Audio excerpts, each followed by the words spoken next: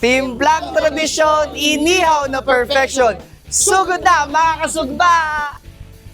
Patok ngayon sa mga mahihilig sa inihaw na pagkain ang bagong bukas na bar and grill sa Sugbaan kay Pepe sa Cabanatuan City. Ayon sa pamunuan ng establishmento, ang salitang sugbaan ay hango sa wikang Bisaya na ang ibig sabihin ay ihaw o inihaw. Nagbukas ang Sugbaan kay Pepe noong March 1, 2026 kung saan tampok sa kanilang menu ang iba't ibang uri ng inihaw na pagkain.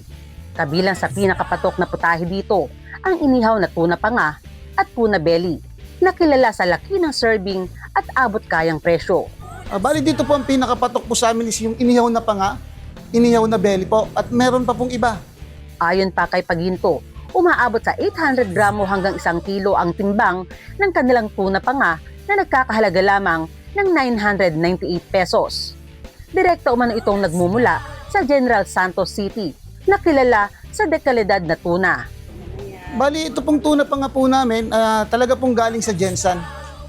Sinishipment po siya para makarating sa amin. Kami lang po ang bukod tangi na talagang nanggagaling sa Jensan yung product.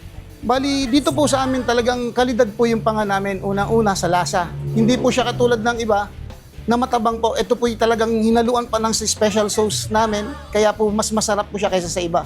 Kabilang rin sa kanilang house specials ang sugba kilaw ni Pepe sa halagang 298 pesos. 368 pesos naman ang pork sorsi ni Pepe.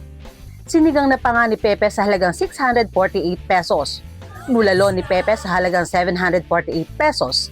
Habang 158 pesos naman ang kanton ni Pepe. Mayroon rin silang mga appetizers at beer bottles. Kaya naman, swak talaga sa barkadahan at sa pamilya.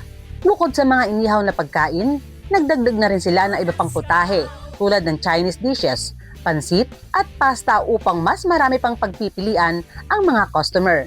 Dahil sa malalaking serving at abot kayang presyo, paborito umano ito ng mga barkadahan at pamilya.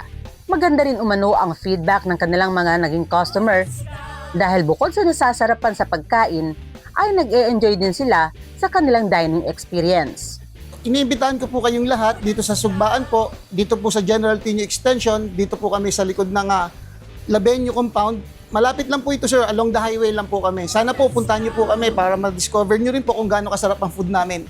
Bukas ang Sugbaan kay Pepe araw-araw mula 1:00 ng hapon hanggang 11:30 ng gabi at tumatanggap din sila ng delivery orders sa pamamagitan ng kanilang Facebook page. Kasama si Jeremy Ramos at Toman Sanal, Elsa Navallo, para sa Balitang Unang Sigaw.